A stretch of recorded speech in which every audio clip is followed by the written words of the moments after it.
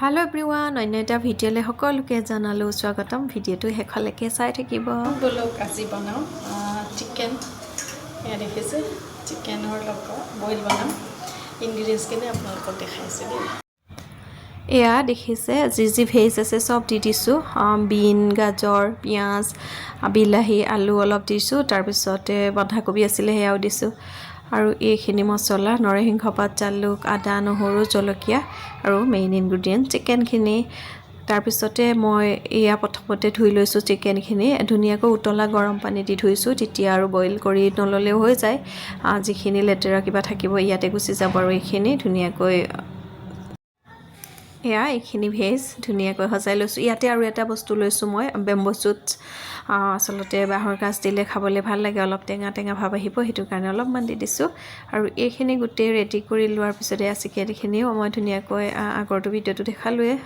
মানে উতলা গৰম পানী দি ধুনিয়াকৈ ৰেডি কৰিলো আৰু এইখিনি হেলম লেগ পিস দুটা আৰু এইফালে মাংস অলপ গুটেখিনি নবনাও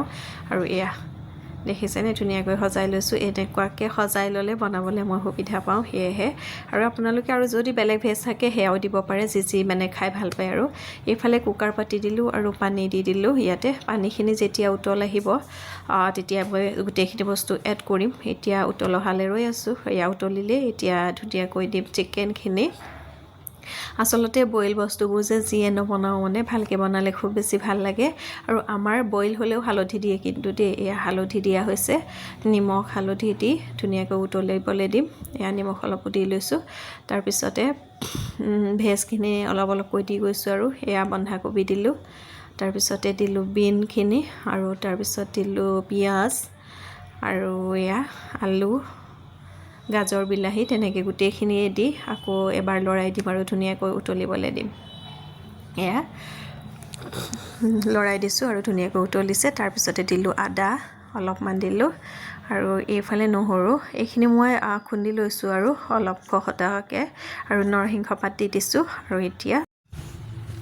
ঢাকোন লগাই দিছো অলপ সময় তাৰ পিছতে এয়া ধুনিয়াকৈ উতলিছে জলকীয়া তিনটাও মই দি দিলো দেই হেয়া ভিডিঅ' কৰিব থাকি গ'ল আৰু এয়া ধুনিয়াকৈ একদম মানে ইমান বেছি ধুনিয়াকৈ উতলি আছে দেখিছেনে আৰু এতিয়া দিলো মই বেম্বো শুট আৰু এতিয়া ধুনিয়াকৈ ঢাকোন লগাই চিটি মাৰিবলৈ দিম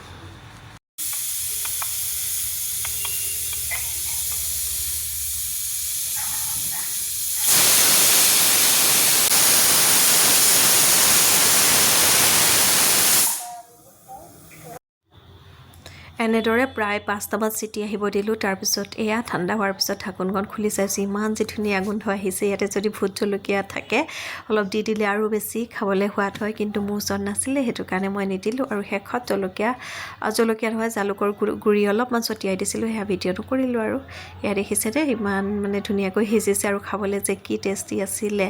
হেয়া আৰু ঠাণ্ডা দিনত যে একদম বনাই খাবই মানে খুব বেছি ভাল লাগে আৰু সকলোৱে খায়ে চাগে আৰু মইনো কেনেকৈ বনাও তাকে অলপ দেখা আজিলে হেল্ল' বাই